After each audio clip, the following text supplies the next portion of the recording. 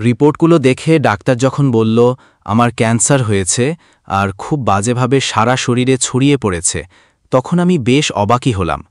পাশে বসে থাকা আমার স্ত্রী শ্রাবণী মরা কান্না জুড়ে দিল।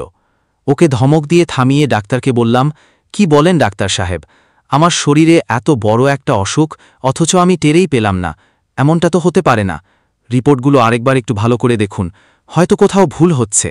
ডাক্তার সাহেব ভ্রু কুঁচকে বলল, 12 বছরের ডাক্তারি জীবনে আমার কোনোদিন ভুল হয়নি, আর আপনি বলছেন আমি ভুল বলছি? আমি তখন বললাম, তাহলে হয়তো রিপোর্ট ভুল এসেছে।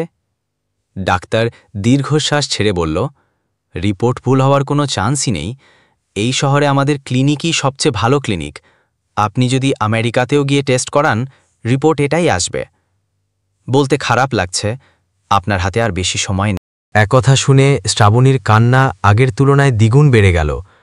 আগে তো ধমক দিয়ে কান্না থামাতে পেরেছিলাম, কিন্তু এবার ধমকে কাজ হলো না। সামান্য সর্দি কাশি আর গায়ে হালকা ব্যথা ছিল বলে এসে তো পড়লাম এক মহাবিপদে। বাসায় এসে শ্রাবণী কাঁদতে কাঁদতে মা বাবাকে আমার ক্যান্সারের কথা বলে ফেলল। এ কথা শুনে মরার আগেই পরিবারের সবাই আমাকে ধরে মরা কান্না জুড়ে দিল। অথচ একটা বিষয় কোনোভাবেই আমার মাথায় ঢুকছিল না। এত বড় একটা অসুখ শরীরে বাসা বেঁধেছে, অথচ আমি শরীরে এর কোনো লক্ষণই দেখছি না। রাতে শ্রাবণী আমার কাছে এসে কফির মগটা আমার হাতে দিয়ে তোমার কি কি খেতে মন চায় আমাকে বলো, আমি তোমাকে সব রান্না করে খাওয়াবো। রাগী চোখে ওর দিকে তাকিয়ে বললাম, এসব কান্নাকাটি বন্ধ করে বলো, রিপোর্টগুলো কোথায় রেখেছ? এগুলো আমাকে একটু দাও। শ্রাবণী রিপোর্টগুলো না দিয়ে বরং কাঁদতে কাঁদতে আমার হাত ধরে বলতে লাগল, তুমি আমার স্বামী, তোমার এই পরিস্থিতিতে তোমাকে কিছু সত্যি কথা না বললেই না। রোমান্টিক আবহাওয়াতে তুমি যখন আমায় কাছে টানতে তখন আমায় বলতাম আমার শরীর খারাপ লাগছে। বিশ্বাস করো, আমার শরীর খারাপ লাগতো না। আসলে ফরজ গোসল করতে হবে সেই আলসেমিতে তোমার কাছে যেতাম না। কয়েকদিন আগে তোমার কলিগ অর্পিতাকে যে বোরকা পরা মহিলা নাক ফাটিয়ে দিয়েছিল, সেই মহিলাটা ছিলাম আমি।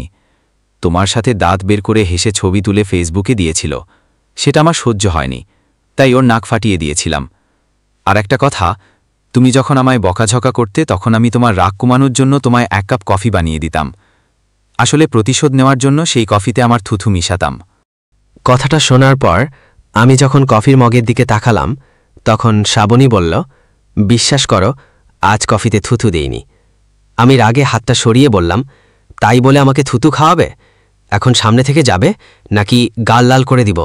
শ্রাবণী চোখের পানি নাকের পানি মুছতে মুছতে রুম থেকে বেরিয়ে গেল। সকাল শুরু হতে আমার উপর এক প্রকার অত্যাচারই শুরু হয়ে গেল। ফলমূল নিয়ে সকল আত্মীয় স্বজন কাঁদতে কাঁদতে বাসায় আসতে লাগল। ছোট বোন বাসায় এসে আমাকে জড়িয়ে ধরে বলল, সোনা ভাই আমার, তোকে ছাড়া আমি কিভাবে বাঁচব? বিরক্ত হয়ে বললাম, এখন যেভাবে বেঁচে আছিস সেভাবেই বেঁচে থাকবি। বিয়ের পর তো ভাইয়ের একটা খোঁজও নিসনি। ছোট বোন কান্না বন্ধ করে মুখ ফোঁতা করে দাঁড়িয়ে রইল। মাছ ব্যবসায়ী ছোট বোনের স্বামী মাথা নিচু করে আমায় বলল, ভাইজান, আপনার কি কোনো মাছ টাছ খেতে ইচ্ছে করছে? ইচ্ছে করলে আমাকে বলুন, যেভাবেই হোক আমি সেটার ব্যবস্থা করব। আমি রাগ নিয়ন্ত্রণ করে মুচকি হেসে বললাম, আমার তিমি মাছ খেতে ইচ্ছে করছে, তুমি কি ব্যবস্থা করতে পারবে? এই কথা শুনে ছোট বোনের স্বামী মুখটা বাংলা পাঁচের মতো করে বোনের পাশে গিয়ে দাঁড়াল।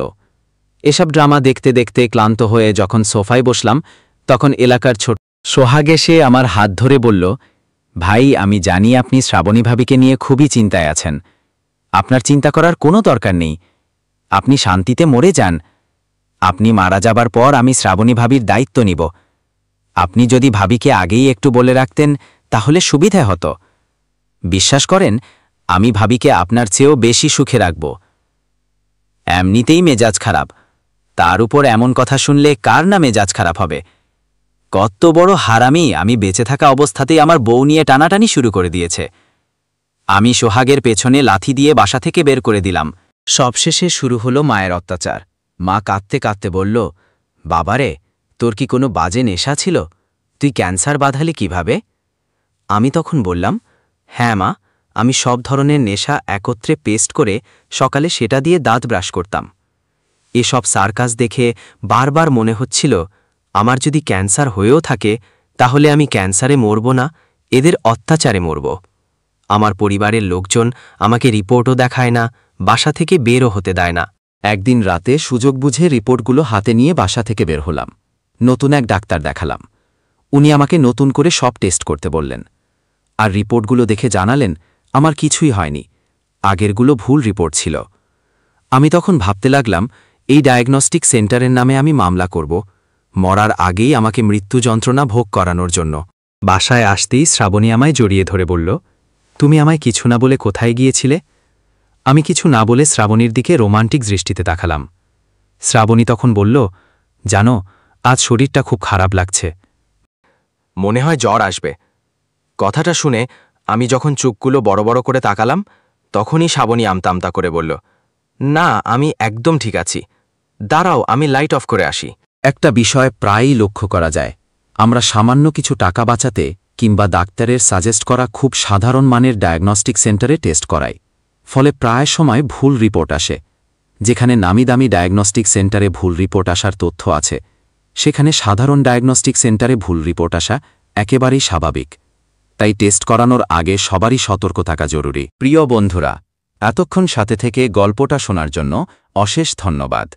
গল্পটা আপনাদের কেমন লাগলো? ভালো লাগলে একটা লাইক, কমেন্ট ও শেয়ার করে দেবেন। আর পরবর্তীতে এরকম আরও নতুন নতুন গল্প শুনতে চাইলে আমার চ্যানেলটি সাবস্ক্রাইব করে সাথে থাকুন। ভালো থাকবেন সবাই। ধন্যবাদ।